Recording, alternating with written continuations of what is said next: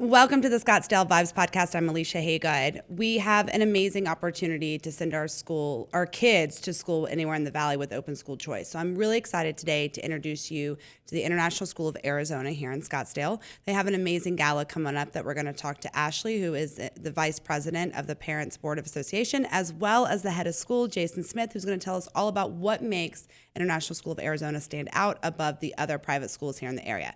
We're going to take a short break and we have Jason Smith when we come back.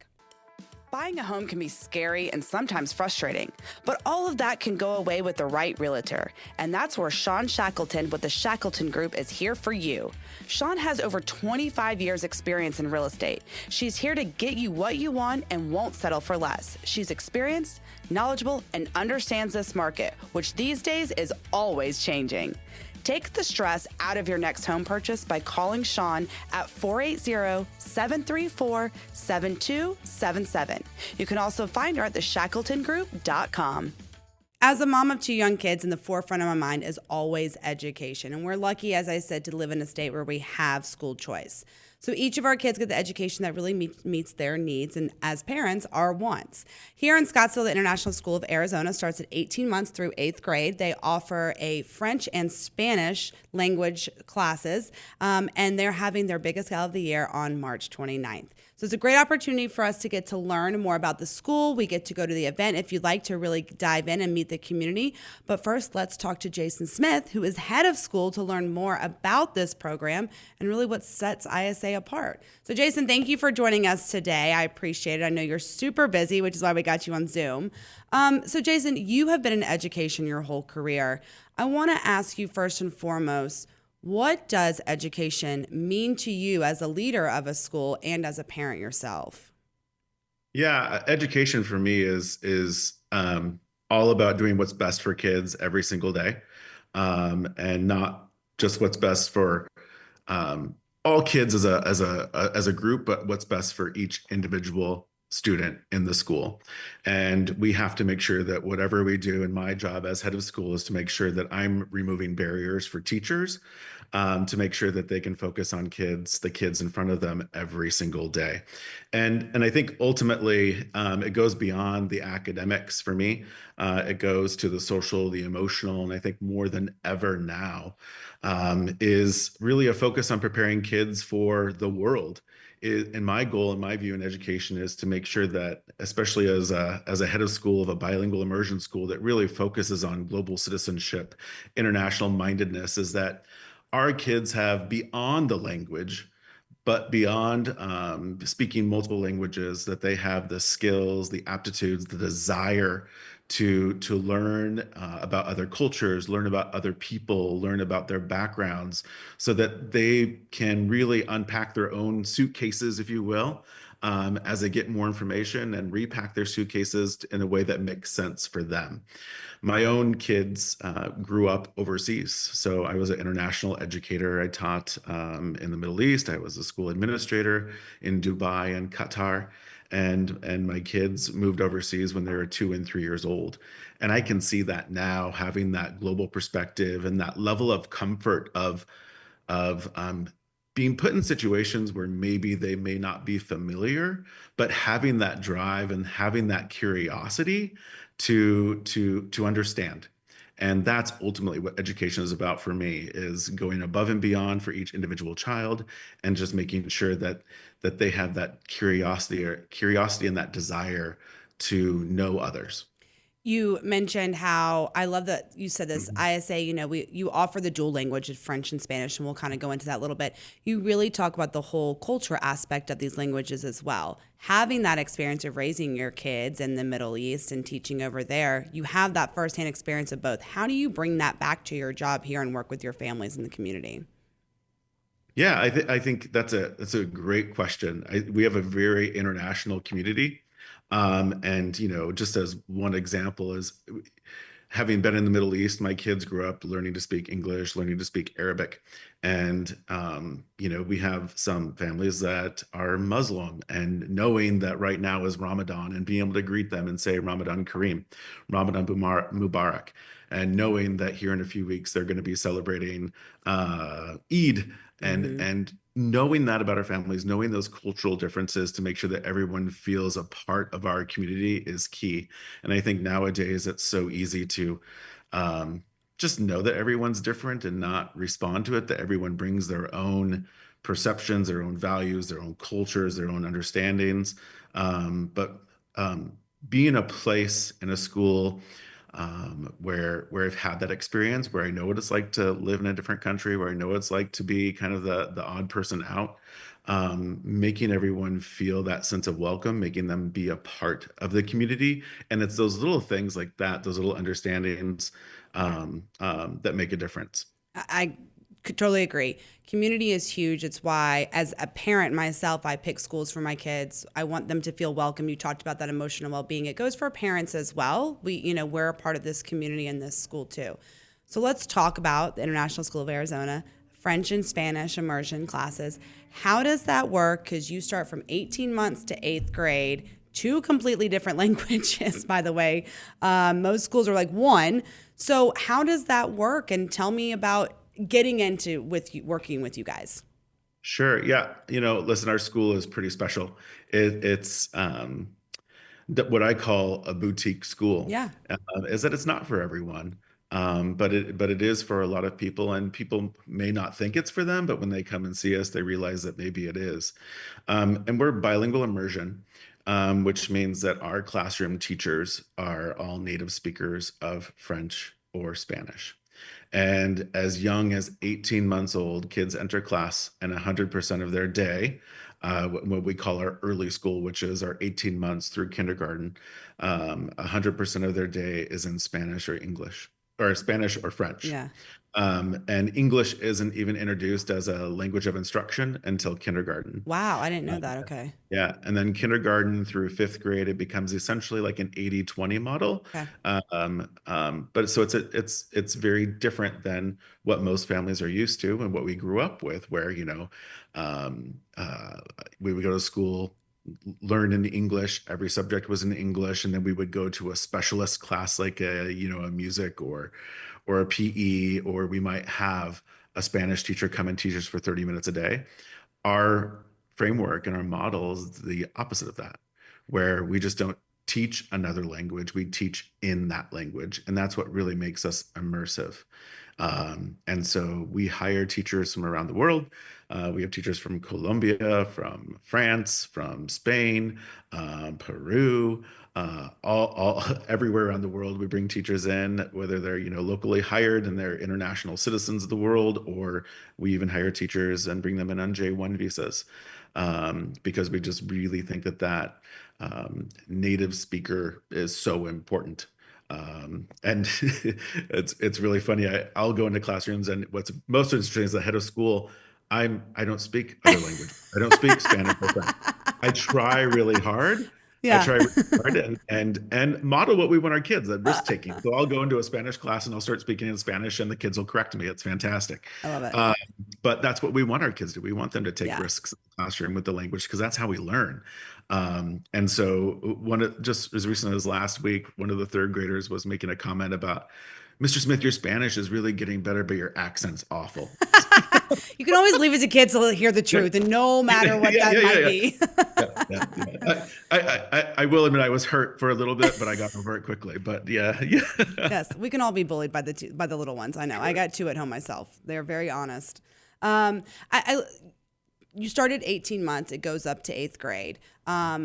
I love that you have both aspects and stuff like that. How do you incorporate more than just the immersion language? How do you bring the culture of these languages to your school through events, through the community outreach? Because, like you said, you offer the whole package in that sense.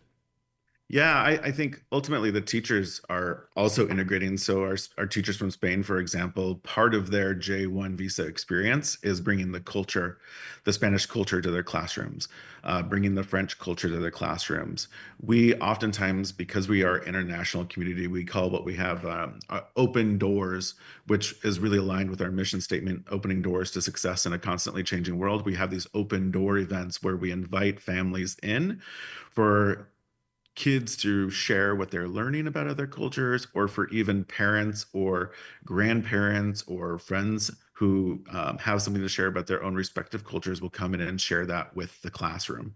We also have weekly assemblies, which is something I instituted a couple of years ago, where kids showcase what they're learning about other cultures with the rest of the school. We've This year we've had an annual event called essentially our winter festival. This year and in future years, we've really brought in kind of this international, intercultural flair to it, where we had a French accordionist, we had a mariachi band, other groups and other individuals that are representative of other cultures to really highlight that. And a lot of the feedback from parents was like, "This is what our school is all about." Yeah. Is just bridging that global understanding, bridging that cultural understanding, and showcasing cultures in a way that is celebratory. I love that. And you do a good job. I've actually been to one of your events. We had the students sing to us, some of your chorus Okay. students. And then to go up and talk to the parents who, like you, are like, I don't know what my kids are saying, but I love that they're learning, right? Like Yeah, the little, and that's often actually another reason why we did those opening doors events, is yeah, because many of our families don't speak the language their right. kids are learning at home, and so there is this level of investment in private school education, right? That we're paying tuition, but I can't tell what my kids are learning. I don't know how much they're learning, and so and kids are oftentimes reluctant to speak the language that they're learning at home because it's not their comfort at Yeah. home, but it is at school. And so we do these open door events to bring families in so they can indeed see the ROI, the return on their investment, that their kids are fluent. And it's you hear these weird stories, and one of my favorite stories is it's a recent graduate a few years ago, and the family was going to France. And it was a situation where the parents didn't speak French, but the kiddo who's in middle school did. And they were going through passport control in France, and there was an issue, and the immigration officer was, asking questions in French, and the parents were like, "I don't know," and it was beginning to get a bit heated, and the student just stepped up and started speaking in French and trying to problem solve, and there's the power of language. Yeah. Immediately diffused the situation. The French immigration officer was just so thrilled that there was this American that spoke fluent French with an incredible French accent, and those are the stories that It really showcases, yeah. get out to me. Yeah. One of those events where I just want to hit on it briefly with you because it's coming up is your big gala on March 29th. We're going to have Ashley right after you telling us more details. What are you excited about? Because this is really your big event to integrate with the community of your school and the families. Yeah, a lot of people don't know that, there's different structures within schools. So, you started talking about like school of choice, and we are, one of the great things about Arizona is school choice. So there are lots of options. There's public school options. There are charter options. There are independent or private school options. And a lot of people don't understand that there's independent schools and there's private schools. There are private schools that are for profit and private schools that are not for profit. And so we happen to be an independent school or a private school that is a not for profit. And so we rely on tuition dollars, obviously, to run, and then we also rely on the generosity of donors to continue to improve upon what we offer as a school. And so our annual spring soiree is coming up on March 29th, and every year there's a different theme.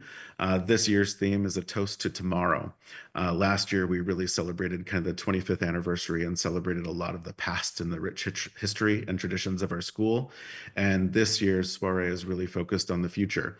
And we're a growing school. We've grown pretty exponentially over the course of the last 3 years. From when I arrived to about from 230 students, now we're at 380 Wow. something.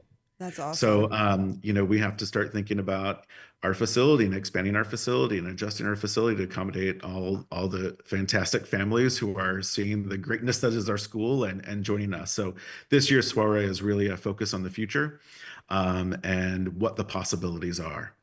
I mean, it's a good problem to have, so congratulations. Thank you. For sure. Before we leave and wrap up with you, I'm going to ask you one last question. I'd love to know, what is your favorite Scottsdale vibe? My favorite Scottsdale vibe. That's a great question. My favorite Scottsdale vibe is just going out with my family and Yeah. enjoying a nice glass of wine and dinner. In our favorite place, we have our go-to place. I don't know if we're just not too much of risk takers when it comes to going out, but Scottsdale vibe is going to the winery Cooper's Hawk down the road and just enjoying the outdoor patio and enjoying a nice meal with my family. My kids are 15 and 16, and we're at the point where we're recognizing we only have a few summers with them left, and so really maximizing the time with them before they head off to college. I love it. I love that place too. And I will absolutely join you for a glass of wine. So just call Jason. I'm there. Would love it. Would love it. Thank you so much for joining us. I'll let you get back to your busy, busy job. Stay tuned when we come back. We're going to have Ashley Metcalf from the Parent Board of Association to talk more about the event coming up on March 29th. Stay tuned. When it comes to protecting you, your family, and all your assets, you need to have someone that you can trust. And that's Jeremy Mueller of State Farm Insurance. Jeremy Mueller has lived in Scottsdale his whole life. How can anyone else know your needs more than someone who's been here and seen it all? Jeremy and his team are always ranked in the top % at State Farm. He cares, he's knowledgeable, and most importantly, he's always available. Don't believe me? Give him a call at 480-515-5223 or find him at jeremymueller.com. I'm excited to introduce you to Ashley Metcalf. She is the Parent Association Organization's Vice President at ISA, and she is going to talk to us about her experience at the school, more about the soiree and everything coming up. I have 2 kids like you. It's frightening, scary, and annoying how much education takes up our thoughts, at least for me, during the day. Sure. So talk about your process of why ISA for you, and I know you're not, and I want to hear what makes this school so unique. Okay. So I also have 2 littles. I have a 9-year-old and a 5-year-old. And when we were looking at schools, both my husband and I are from a small town in Ohio. Okay. So you went to the school in which Yeah, the school district let's you hope- lived. Yeah. So it was nice to be able to explore different options. We had heard so many amazing things about the International School of Arizona, and we weren't given the opportunity as young children to learn another language. Right. Or to have that experience. So we wanted to definitely check it out, fell in love with it. And we were actually touring the school and was invited to a soiree prior to us even enrolling. Right. It was actually at that event that confirmed that that was the school for us. Okay. Just the sense of community and the love and passion that the ISA team has, not only for the students, but education in general, was what we needed to see. And it was Amazing. Yeah. Yeah. Well, let's talk about, it's a French and or Spanish immersion, so you get to choose. Why was learning a second language for you important for your kids? You and your husband, I should say. Yeah. I think it opens a lot of doors. And I think ISA is great not only at teaching about the language and making sure that's a focus, but also about providing their students the skills to open the doors to success, especially in the global world that we have that's always changing. Yeah, it definitely is. When you were looking at schools and curriculum and stuff like that, what about ISA's curriculum stood out to you, the education system? You talked about the community, and obviously foreign language is something for you. What else about International School of Arizona stands out? I think aside from the language, you definitely have compassionate teachers. A lot of the teachers are from Europe or Mexico, Chile, just different countries that bring that different worldly aspect. Yeah. So you've got a lot of diversity within the school, which was really important to us as well. I've been to a couple of events there. I went to International Food Night or something like that, which was very delicious and fun, but delicious first for me. It was really cute. All the kids came out and sang. So we had some kids come out and sing in Spanish. So we had some kids come out and sing in French. I knew neither, but that's okay. They looked cute. The community is big. Everyone wants to feel like they belong. How are your kids doing? Like, what do they love about it? Because at the end of the day, Ashley, they're really the ones like going to school there and spending all their time. Yeah. What do they love about the school? Like, what piques their interest from a kid's perspective? I think both from their standpoint and our standpoint as parents, we enjoy the smaller class sizes. I think it's exciting when you see their face light up and they're like, oh, I've caught on to the second language. Like, I totally understand what my teacher is telling me. So they're definitely excited about learning that second language. As a parent, I recently started taking adult classes to try I to was going catch to up. ask you, because you can't have your kids like talking behind you behind your back in that sense. So like, So I'm trying to catch up to my third grader. Okay. She's schooling me. But it's been amazing. I mean, we've taken them on trips to Europe, and just last summer we went to Spain, and just to see our daughter Finley just emerge in the culture and have conversations with the people there, Isn't that it was crazy? amazing. She could like order for you and stuff. She does. Let's talk about the immersion aspect. There can be some confusion. It's not all day, every day, and fully engrossed, right? Or how does it work with this immersion program? So it is a full immersion. So you have your whole day in either French or Spanish. No English at all. Your English is introduced at kindergarten. Okay. And it slowly starts at like 4 days a week, and then it, grows into longer durations as the children get older. Okay. So they're learning history, they're learning math, they're learning all of their different subjects in their language. Okay. And then when they're learning English, they're not only learning the grammar and, punctuation and reading, but they're also learning United States history and American history. Okay. What's your kid's favorite subject when they come home? Oh gosh, aside from recess, because that's when they get to socialize with all their Recess friends. and lunch, of course. Snack, can't forget snack time. Lately, I would say my son definitely likes learning about numbers and math.